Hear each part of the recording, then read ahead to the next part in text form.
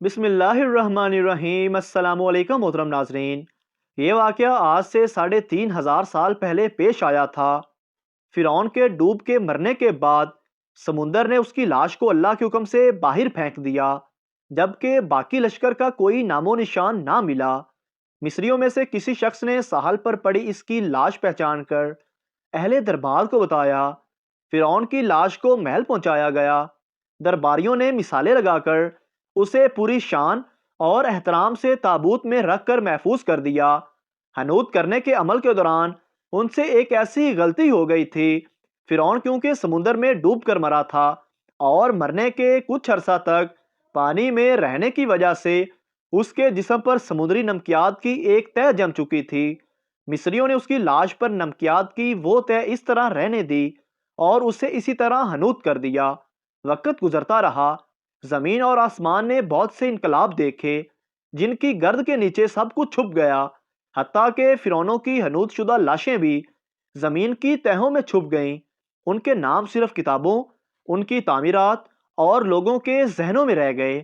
اس واقعہ کے 2000 سال بعد اس دنیا میں اللہ کے آخری نبی حضرت محمد صلی اللہ علیہ وآلہ وسلم تشریف لائے۔ ان پر نازل ہونے والی آخری کتاب میں فرعونوں کے قصے بڑی تفصیل کے ساتھ بیان کیے گئے تھے، اور اسی سلسلے میں فرعون کے جسم کو محفوظ کرنے کی بات آیت میں بھی نازل ہو چکی تھی، جس کی سچائی پر سب اہل ایمان کا پختہ یقین تو تھا، لیکن وہ سمجھنے سے قاصر تھے کہ اس خدائی کے دعویٰ کرنے والے کی لاش کہاں محفوظ کی گئی اور کیسے اسے عبرت کا نشان بنایا گیا۔ 1871 میں مصر کے ایک شہر الغورنیہ سے تعلق رکھنے والے غریب اور معمولی چور احمد عبد الرسول کو فرعونوں کی حنوط شدہ لاشوں کی طرف جانے والے خفیہ راستے تک رسائی مل گئی۔ احمد عبد الرسول نواز رات چوری کر کے بیچا کرتا تھا۔ ایک دن وہ دریائے نیل کے کنارے کے قریب تبیسا کے مقام پر اسی سلسلے میں پھر رہا تھا جب اسے ایک خفیہ راستے کا پتہ چلا۔ وہاں وہ نواز رات کی چوری کے لیے جگہ کھود رہا تھا۔ اسی دوران اسے کچھ لوگوں نے پکڑ لیا اور پولیس کے حوالے کر دیا۔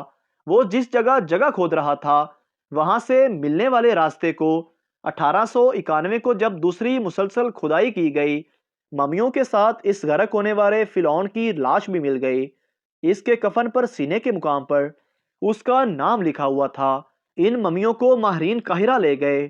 جب ان ممیوں کا تفصیل سے جائزہ لیا گیا تو فرعون والی ممی پر جمی نمکیات کی تہ سے تصدیق ہو گئی کہ یہ وہی فرعون ہے جسے اللہ نے پانی میں غرق کر کے بدترین انجام سے ہمکنار کیا تھا۔ یہ بہت بڑا واقعہ تھا۔ اس کی تصدیق کے لیے دنیا بھر کے ماہرین، آثار قدیمہ اور سائنسدان مصر کی طرف امڑ پڑے۔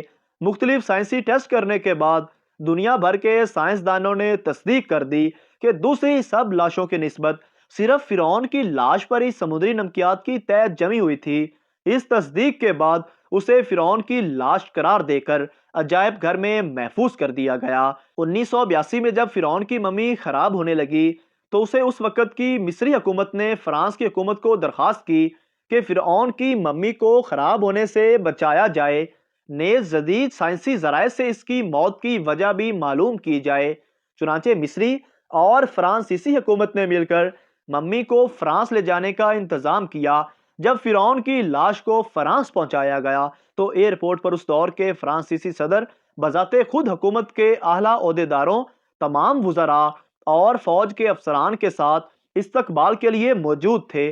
فرعون کی لاش کا استقبال کسی عظیم زندہ بادشاہ کی طرح کیا گیا۔ فوجی دستوں نے سلامی دی۔ فرعون کی ممی کو ماہر ڈاکٹروں کی ٹیم کے حوالے کیا گیا۔ اس ٹیم کی سربراہی ڈاکٹر مورس بوکائے نے کی تھی۔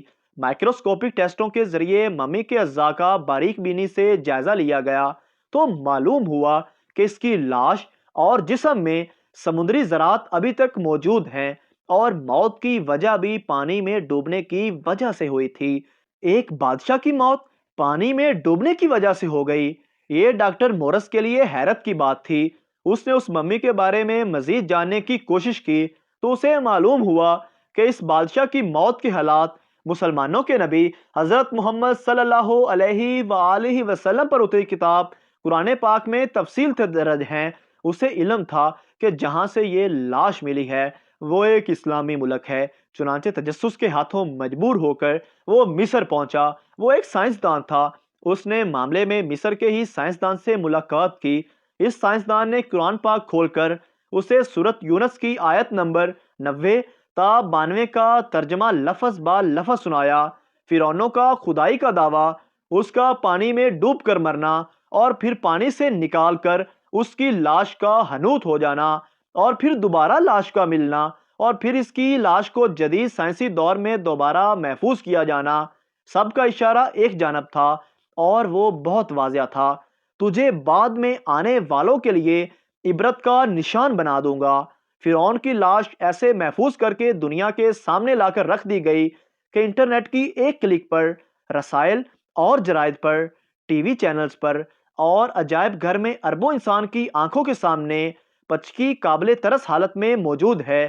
عبرت کے لیے، سوچنے کے لیے، عبادت کے لائق اور ہمیشہ رہنے والا وہی ہے جو سب کا خالق اور رازق ہے۔ ڈاکٹر مورس نے آیت کا ترجمہ سنا تو اسی وقت پکار اٹھا، قرآن سچا ہے، کلمہ پڑا اور وہ اسی وقت مسلمان ہو گیا۔